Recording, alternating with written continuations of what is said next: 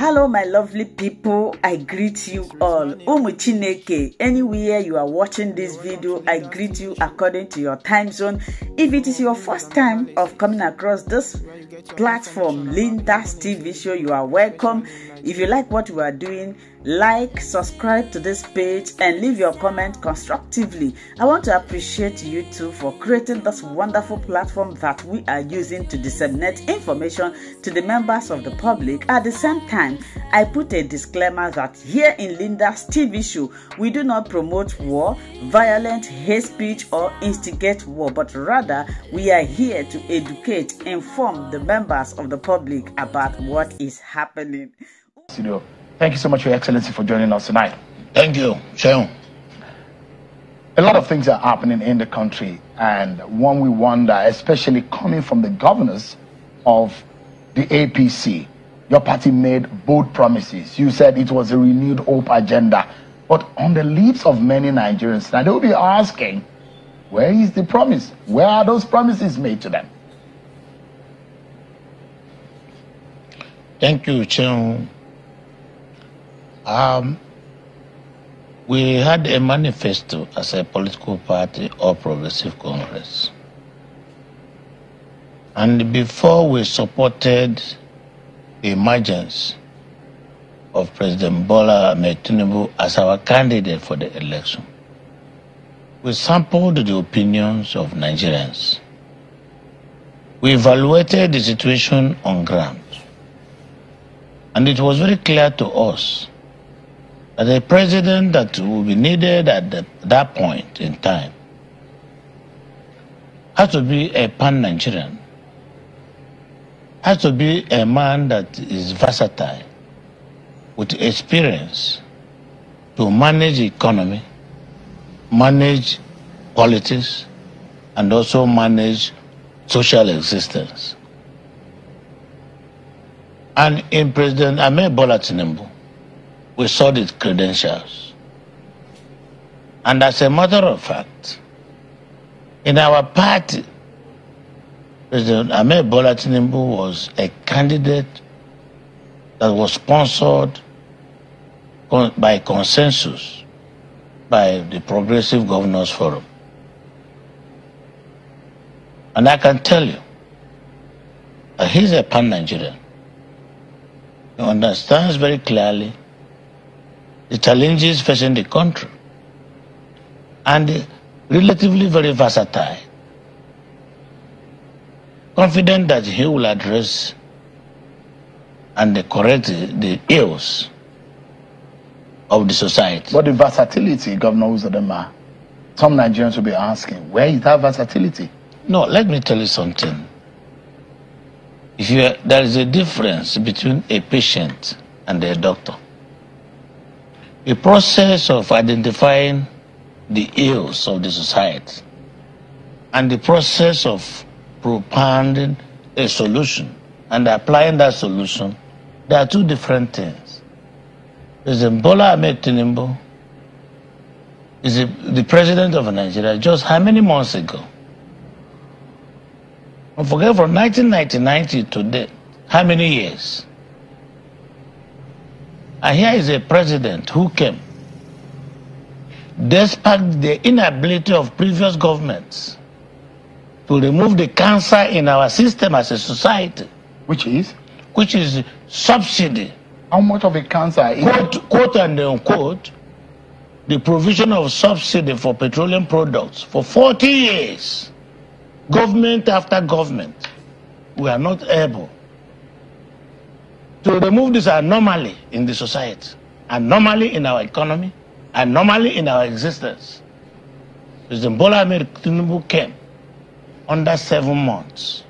In fact, the day he was sworn in, he made the proclamation that he will remove the subsidy. And you know, and I know. Governor Uzodima, this particular measure that you mentioned is what a lot of Nigerians will say. It was a knee-jerk approach.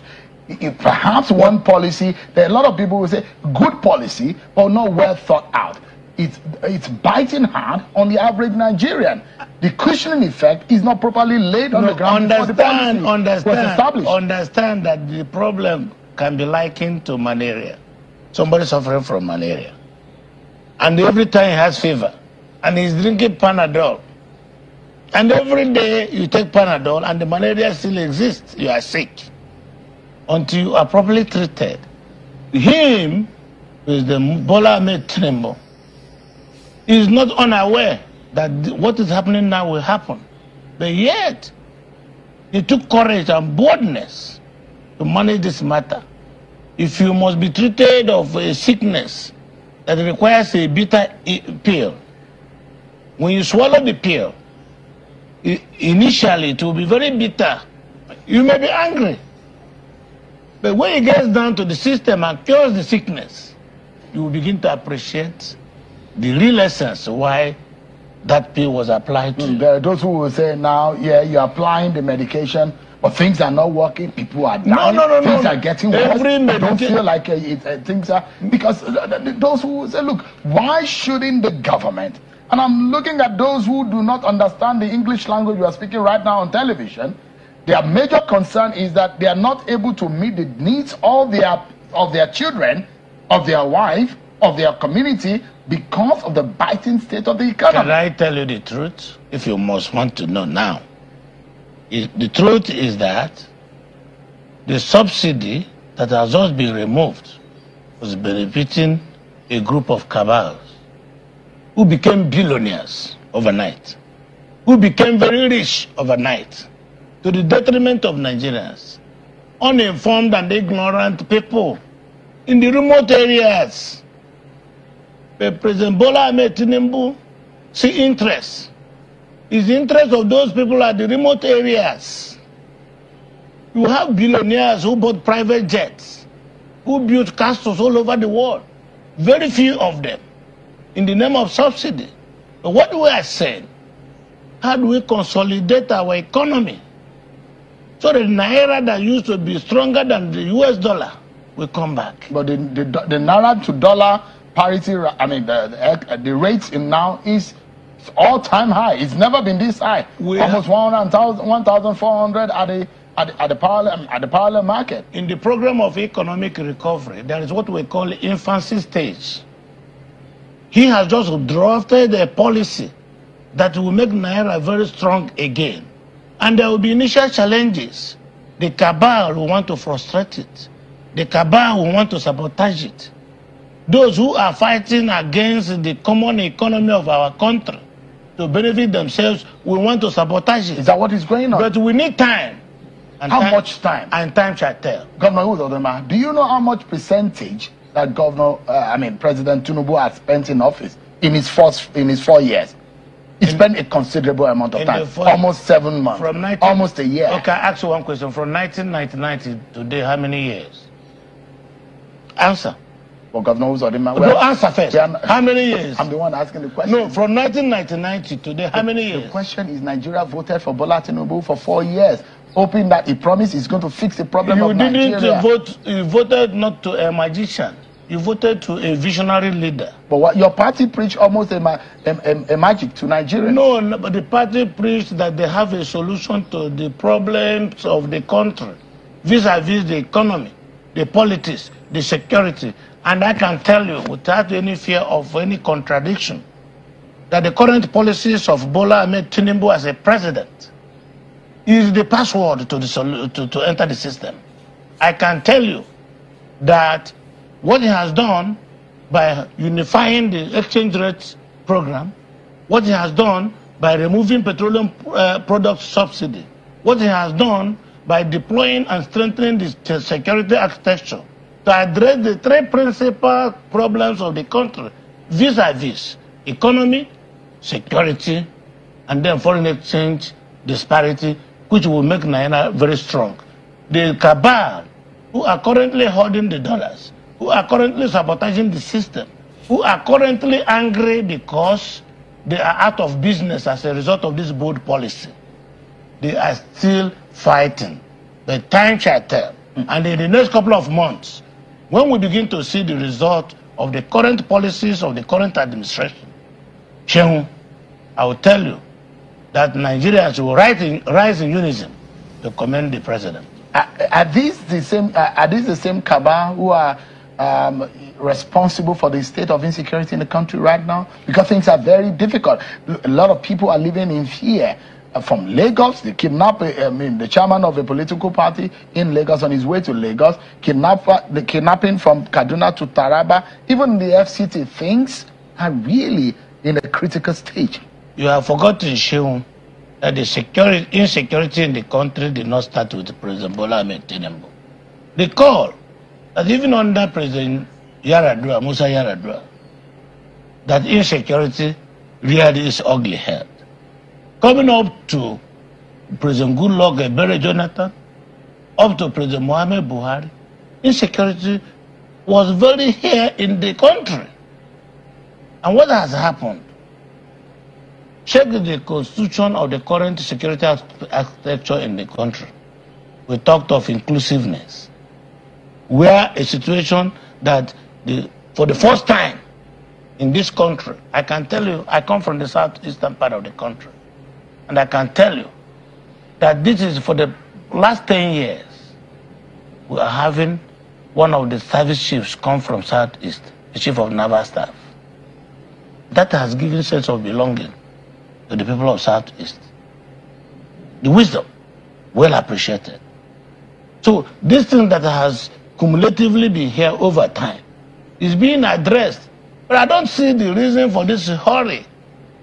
The anxiety of making sure as if it is going to be a magic that the ills of 20 years must be solved in 7 months, to say the least, is unreasonable. Those who are in pains and who are in abject poverty may not agree with you. When you're asking them that they should be patient and they keep suffering, they keep feeling the hardship, it might be unfair to them, don't you think? Poverty of how many years and government of how many months? Let us comparatively discuss this issue. That we have been in poverty from 1999 to 2023. Let's talk about what has happened in the last 1 year, in the last 7 months of President Tinubu. The price of Gari, my viewers can tell us. The price of rice, my viewers can tell us. The price of yam in the market. Prices have skyrocketed.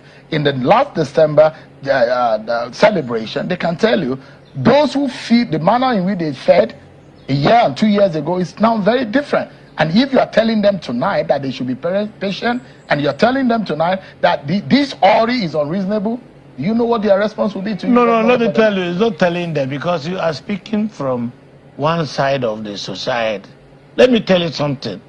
If the policies, the situation as it is now, today, and the consequences of the various policies of government is not unexpected, there is no how it can cure the negative impact of a subsidy removal. You can cure the negative impact of removing a cabal that have managed our exchange rate programs over the years to their interest without some pains.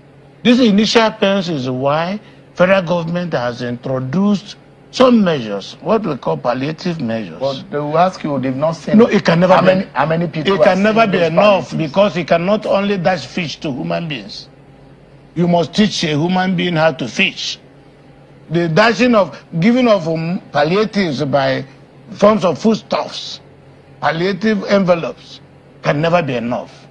We are trying, the president, as I understand, is trying to bring a permanent solution to the problems of poverty, hunger, and then bad economy.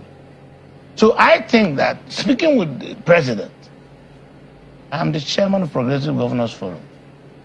I preside over the meetings of 20 governors in Nigeria out of 36.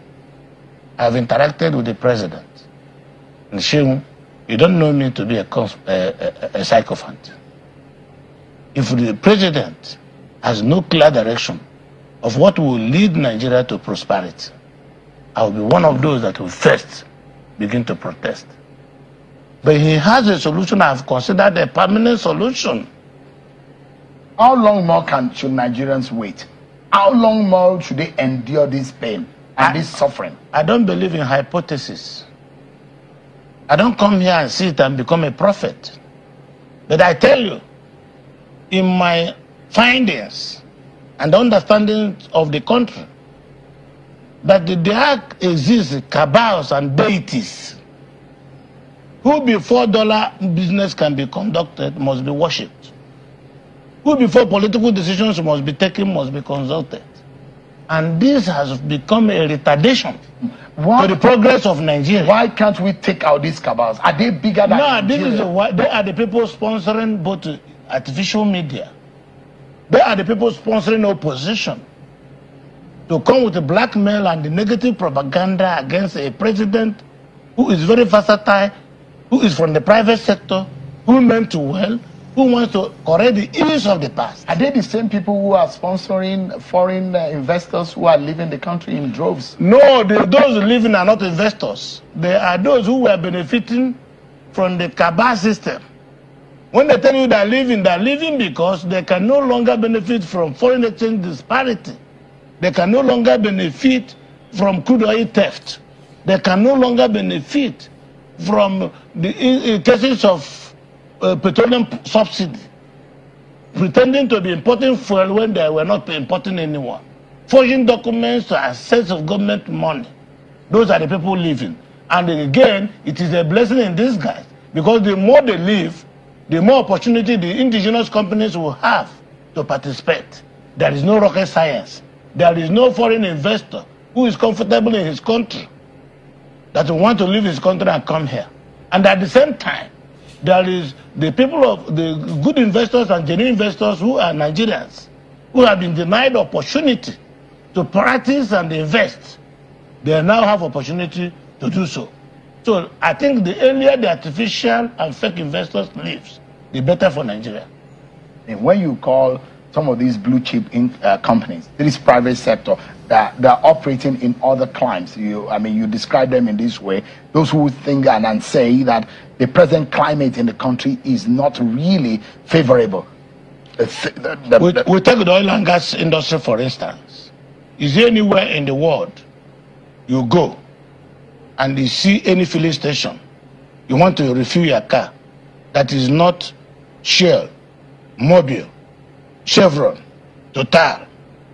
How many of them are operating filling stations in Nigeria? Why are we isolated? And they call them real investors. Why have they taken to offshore operation, abandoning onshore operation? If they are genuine, you go to Houston, landing Houston airport, you see oil locations, you see vegetables planted all over there, habitable for human existence. Fly to Warri. As you're landing Warri airport, look at oil locations, look at the sea, all the fish, there's nothing existent. No fish is there, nothing. The environment is degraded to criminal level. Are they what you call investors? People who have no regard to our environmental laws. Are they what you call investors? People who now operate to double standards, apply a different application in other countries, and then apply degrading application to Nigeria. Is that what you call investors? Please, if we don't take our destiny in our hands, we will be doomed for it. We must find courage, and the Bola Ahmed Tinubu must be supported to succeed. I'm not a prophet, but my experience of life, my experience doing business for the past 45 years, tells me that this is the man to support, so Nigeria can become Nigeria again. Let me ask, why is, you are the leader of a political bloc in the APC, the ruling party, but it does look like internally your party is having some political issues. And there is a decision on the policy of government. For example, the planned relocation of some department within the aviation ministry and in the CBN is causing a lot of uproar. And in fact, it has come to the point that some political figures are threatening that if the president and the government goes ahead with this policy, it will have dire political implication. Something like what example? Senator Ali Ndume was on this program. Okay, listen, I listened to Ali Ndume. I also listened to Northern Senators Forum. I listened to the Emir of Kano. You can see the preponderance of opinions. And then the majority opinion is that merit should be the driving criteria for decision makings in the country. The movement of the operations department of FAN to Lagos, where Lagos is the major aviation hub. Aviation hub is in Lagos. And if the operations department is sent to Lagos to be able to manage aviation operations effectively and efficiently, I have not seen any ill in it. On the other hand, the CBN we are talking about, without prejudice to whatever anything government is saying, all the banks, all the commercial banks, central bank is the bankers' bank. Their job is to supervise banks. And if all the commercial banks have their headquarters in Lagos, it goes without saying that the banking supervision department of central bank should be resident in Lagos if they must be efficient. And this is very correct to ensure that banking supervision is regular, efficient, and effective. Now, there is no how a President Ahmed Bola Tinubu alone cannot move the capital of Nigeria to Lagos. If you understand the doctrine of separation of power and how the constitution of the country runs, the legislature, the judiciary, and the executive, even within the executive, there we have checks and balances. So, but the merit should be the driving criteria. I'm not holding brief for Mr. President. I'm not his spokesperson. But I think that I was once the chairman, Senate Committee on Aviation. And for me to be able to supervise that sector very well, I knew how many times I went with my committee on oversight functions to Lagos. And I know how much we spent. And if efficiency should be the name of the business, and we must save costs, it means that the supervisors and regulatory institutions must be resident, proximity to the residents of the operation. Therefore, if you move FAN, the operations department of FAN to Lagos to supervise airlines, it makes both economic and political sense. But why are some northern political elites and leaders fighting this? No, you don't understand. I'm telling you that the President Ahmed Bola Tinubu has come with bold policies to rescue our economy. And here comes those he defeated in the field during the elections, sponsoring campaign of calumny, sponsoring black propaganda to demean his government and the achievements. And I can tell you, Shehu, they did this to the former president, President Muhammad Buhari, and they almost succeeded. But this time around, we will rise to the occasion. We will do whatever it will take to identify these blacklists in the country and call them to order. So when they said there is a hidden agenda behind those plans, you don't think that no, listen, you were here in the country in the last election. Nigerians voted for President Asiwaju Ahmed Tinubu because he's a pan-Nigerian. He's a highly detribalized Nigerian. He's a creative thinker. He's a man of ideas. Even when he chose his running mate in the Muslim ticket, those reasonable people who initially were against it, seeing the bold steps he's taken now, have come to terms with the reality and they have started commending him. So it is not about gossip. It is not about blackmail. So I mean, they said it was the work of the Lagos boys. There is not there is a political am I a Lagos boy? I'm from Southeast. I'm the chairman of Southeast Governors Forum, 5 states. I'm the chairman of Progressive Governors Forum, 20 governors. And we are unanimous in supporting President Bola Ahmed Tinubu to ensure that he succeeds in rescuing this economy, in rescuing this country, in making sure that we live according to the expectations of our founding fathers. And I can tell you, Shehu, 7 months or 8 months into his 4 years mandate is not enough to judge him. So why the hurry? Some people are suffering from anxiety cirrhosis. Some people are not able to come to terms with the reality of on the ground. And I am confident, like I told you, I have my belief that if this man is not able to get this country correct, then something must be wrong. Let's get to the issue of security. For a moment, governors are called chief security officers of their state.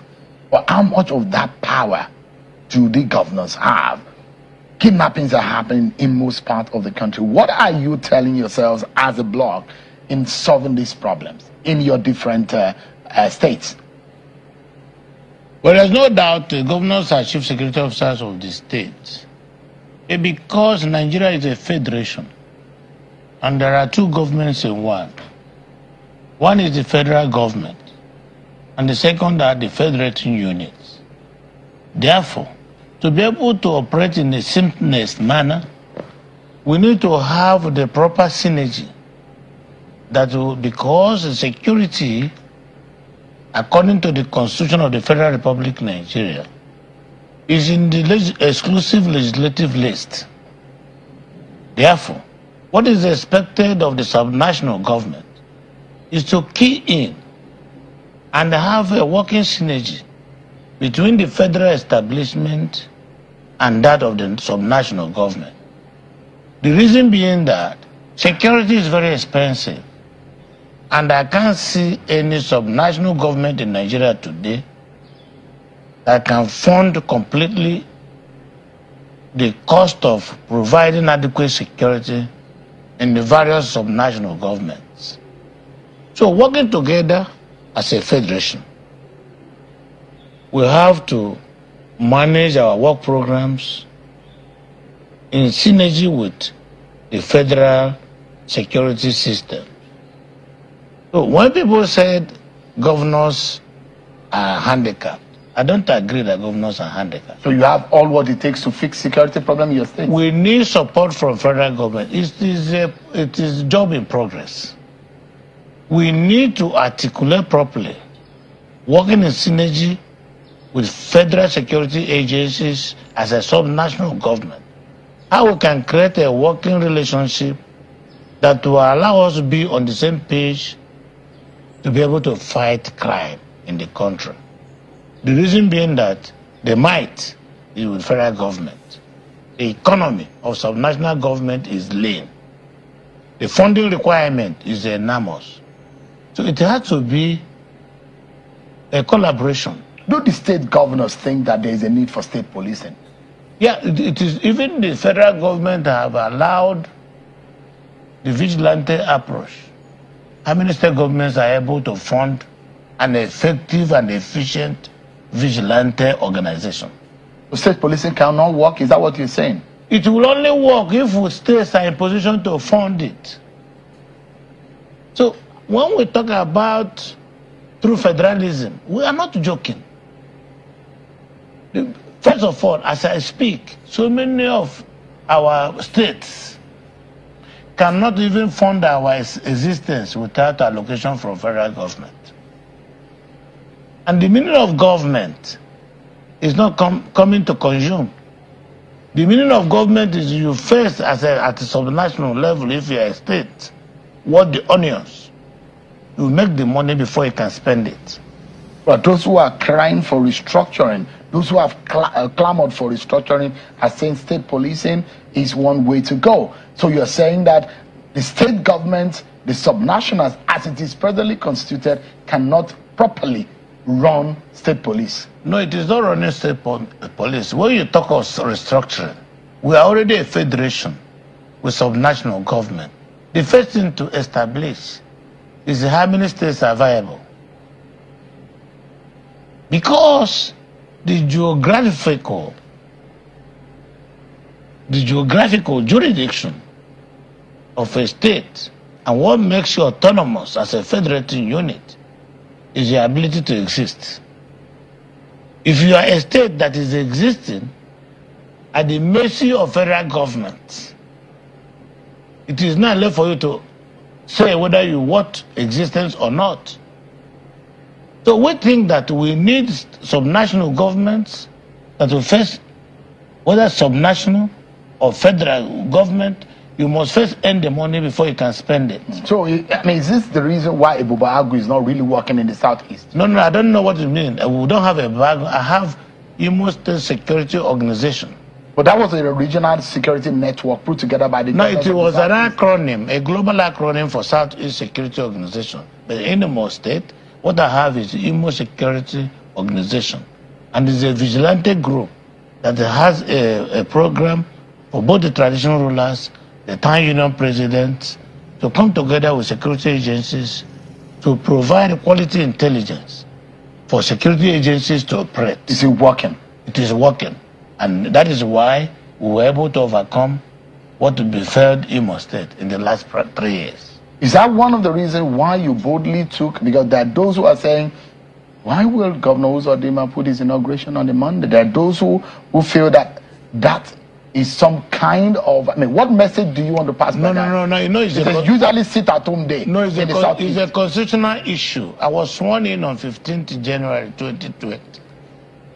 And then to be sworn in again for the second time, 15th January 2024. And it happens to be on a Monday. And by which time, God has already intervened. Our efforts and the contributions to allow an enabling environment for good governance was almost in place. So, and our people, the reaction of Imo people, who appreciated my outing for the first time, defied every threat and came out. So you went ahead and do it anyway? Of course I did it. So, but I mean, you're running on your second term now. Yeah. And those who are afraid that Uzodima will be complacent. And that complacency is the fear of the second term syndrome, where governors get the chief executive get into office and they forget all the promises because they are not seeking re-election. No, those who are thinking of that are people that are under illusion. Because when I came the first time, I came with the 8 years manifesto. And those who have copies of those manifestos will see clearly that despite the challenges I had in my first term, I was able to achieve 75% or more of the promises in that manifesto, otherwise called my vision document. Now, coming again the second time, now I said during my inauguration that my second term outing would dwarf the achievements of my first term. Is it a commitment you are making now to the people of Imo State? I even said on my honor, I swore to it. And the shame I want to tell you, I'm a creative thinker without fear of anybody accusing me of intellectual arrogance. I'm a creative thinker and understands the geography and the workings of the political system of the state. And I know what my people want. And I'm working towards what my people wants. And I must change the narrative before I leave. So what commitment are you making to them tonight? My commitment, people who are watching by tonight. the time I will be leaving as the second time governor of Imo State will never be known for bad news. But you promised them some jobs that, I mean, there are going to be foreign jobs to them. Have you kept to that promise? I have. Listen, see, creative thinking is the order of the day. When I came, I looked at the situation in Imo State. The poverty was too much. The unemployment market was huge. And I saw clearly that if we don't reduce the level of unemployment in Imo State, there will be my wonderful viewers for watching this video together with me from the beginning to the end. Like I said before, if you like what you see here, if you like what I do in this platform, as you have finished watching this video, please hit that red button that says subscribe and put on your notification bell to all notification. In that way, you'll be able to know when I upload a new video. Share my videos, leave your comments in the comment section constructively. Until I meet your way again in my next video, I still remain your Linda's TV show. Bye-bye.